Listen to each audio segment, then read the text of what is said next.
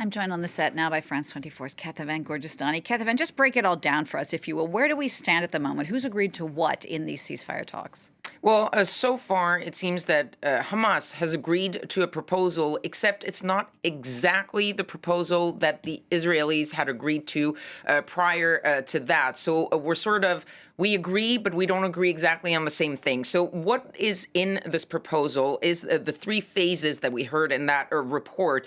So it seems that there's quite a bit of agreement on the first phase, which would include hostage release, mostly women and children, in exchange for hundreds of Palestinian prisoners during a 42-day truce.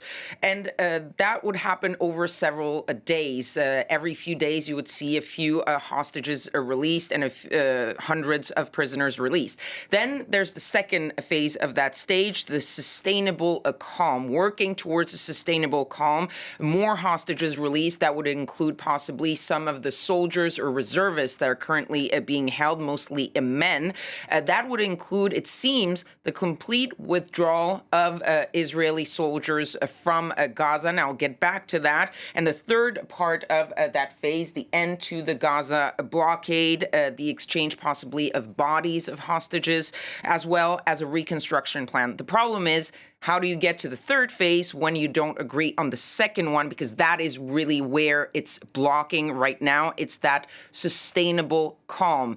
They don't seem to agree on what sustainable calm means. It seems that for Hamas, it's the end of the war and the complete withdrawal of Israeli soldiers. For Israel, that is absolutely not the case because they have fought really for weeks now against any mention of a permanent ceasefire, and sustainable calm and permanent ceasefire is pretty much the same. So that is, I think, where really the negotiations are going to keep going, because the Israelis might have said that they don't agree with this, but they are sending negotiators to Cairo. So we'll see where that goes. Indeed. And they are also have sent the Israeli army into Rafah at this point. Israel has taken control of that border crossing. That now means both crossings into southern Gaza are mostly closed. Where does that leave the people inside? That is extremely problematic for the humanitarian situation on the ground.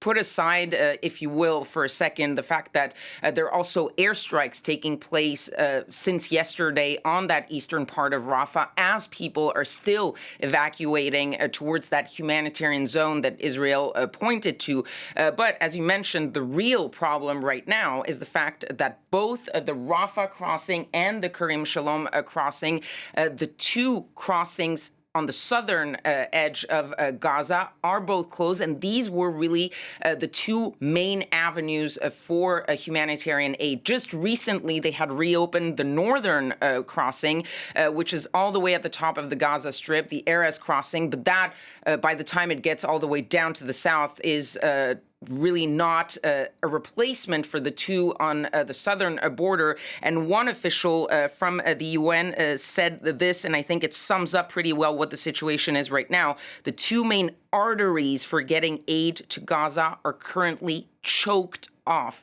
and there is no end in sight. The Israelis have not said when they plan on reopening any of these two border crossings. And in the meantime, you have about 1.4 million people displaced, sheltering in and around the Rafah area. That means in the south. And for now, there's no aid getting into the south of Gaza.